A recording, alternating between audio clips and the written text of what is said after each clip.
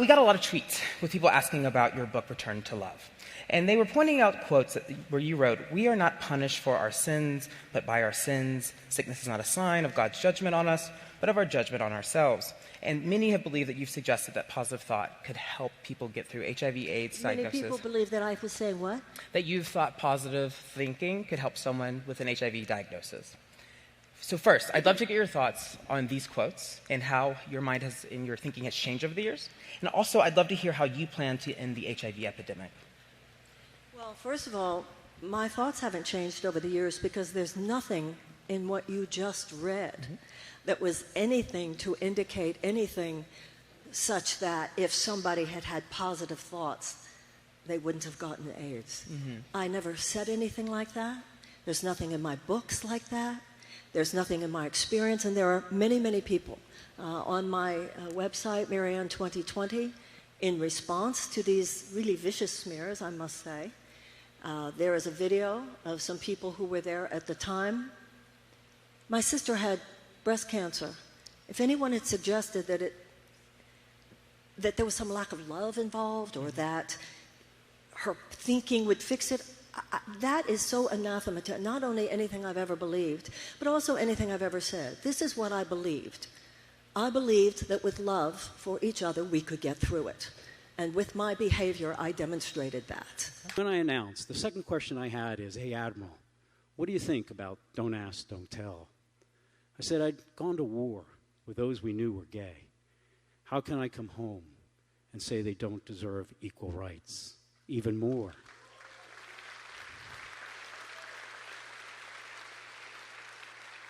Even more is whenever they would come up, as I was growing up through the ranks, and one of them would come up and say, 'Hey, Captain, I just want to let you know, all I could think in my mind was, please don't tell me you're too good.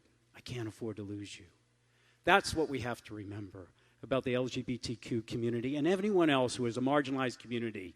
In 1994, you did vote for Don't Ask, Don't Tell, and in 1996, you voted for the Defense of Marriage Act. You did vote to repeal both of those, but you have also praised Vice President Mike Pence as a decent guy. You're a lovely person.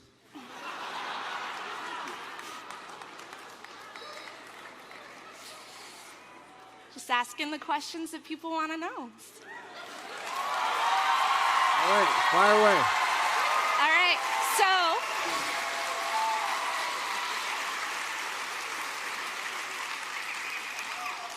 so I guess it goes without saying Pence is opposed to LGBTQ rights. So the question that arises from these is, how can LGBTQ people trust that you won't compromise on issues that put them at risk in order to reach across the aisle to people like Pence? Because the fact of the matter is, you might recall, I'm the first person nationally to come out and say in front of everyone that I didn't have to go through any period of adjustment.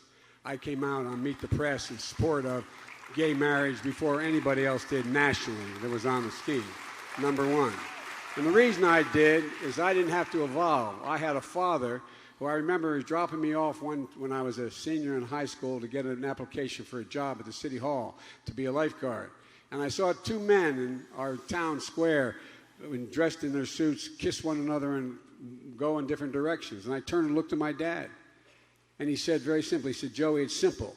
They love each other, period. That's the only question. The only question." And I have been a strong, strong advocate.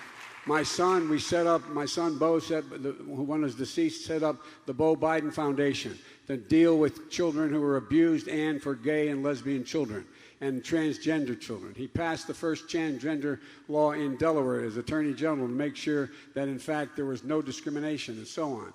So I'm very proud of my record.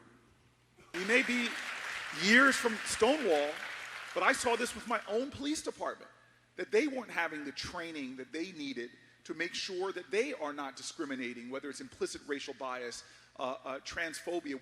We have to make sure from the Justice Department that all law enforcement are seen as a safe place to go.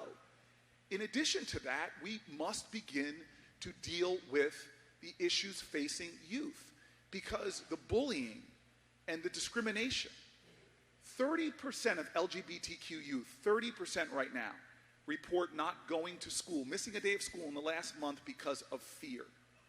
And so the final thing I'll say to this question is it's not only the legislative things that we can do, it's not only the things I can do by building a cabinet that will be focused on these issues, but it's about time that we have a woke president on these issues that every day is using their platforms to inspire and ignite justice, compassion, a more courageous empathy, a revival of civic grace, so that we see everyone for the equal dignity and equal citizenship that we all have. You credited some of your evolution on LGBT rights to your service in the military, where you saw the harms of authoritarian governments imposing their moral will on the population. Some have said, though, that your evolution is only skin deep, since it amounts to saying gay people should be tolerated, which is obviously different than saying it's truly okay to be gay. Does your evolution on LGBT people and issues extend to transgender people and issues affecting them? And how can LGBT voters trust that you'll represent them if you are merely tolerating instead of truly accepting who they are? My record speaks for itself. You know, you mentioned my service in the military, and throughout that service, I had the chance to serve alongside LGBT Americans and to get to know them. And in the most extreme circumstances, I knew as we were deployed that they would give their life for me and I would give my life for them. We had each other's backs. There was no question of that. My record in Congress reflects the same kind of commitment that I would carry forward as president. My record in fighting for equality, my record in standing up to the Trump administration through my service on the Armed Services Committee, calling for an end to the trans ban in our military, recognizing those who are willing to put their lives on the line to serve our country. It is this stand for equality for all Americans that you will find in my record and that you will find my commitment to carry through going forward as president, serving every single American in this country. When I ran for Attorney General of California, that election was in 2010, so almost a decade ago. And one of the biggest issues between me and my opponent was that I was very clear that I would refuse to defend Prop 8. But I just want to give you a sense of the environment, because people have, they think, oh, California is this progressive place, right? Well, the California voters voted for Prop 8, one of the shames of who my state is. And in that election for Attorney General, my opponent campaigned on a promise to uphold Prop 8. On election night, my opponent declared his victory. That's how close the issue was. And I share that with you to tell you it wasn't necessarily a popular position when I took the position I did. But I took that position because I am committed to fighting always for equality and for fairness and against laws that are designed intentionally to deny any individual justice. I remember serving under Don't Ask, Don't Tell. And I also remember the weight lifted when that was no longer a threat to my career. And yet we know that so many Americans are still finding that they are treated as less than, including trans military members right now who were willing to put their lives on the line for this country. So one thing you can expect from me on day one is to end the war on trans Americans coming from this White House.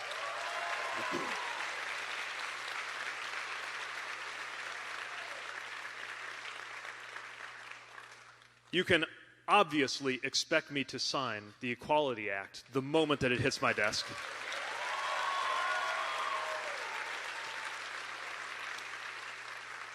You can also expect me to appoint an administration and a judiciary that understands that American freedom means the freedom to be who you are and love who you love. Earlier this year, Tiffany Allen and Angel Lane of Missouri were busy planning their wedding when they received some unwelcome news. A wedding dress designer not only rejected their wish to purchase their dream wedding dress, but went on to say, "I know you both love each other and that feels right, but I encourage you both to reconsider."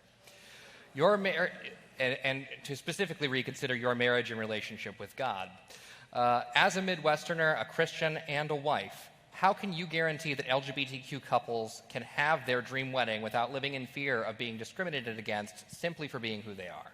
Well, if the courts won't do it, and they've been such a problem on these issues, as we know, I think the answer is the Equality Act. I think that would make a big difference in protecting people.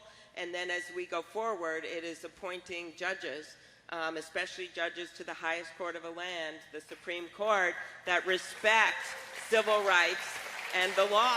And that's what we need to do. I'm not going to tell you. I'm going to show you. Dana Martin, Jasleen Ware, Ashanti Carmen, Claire Legato,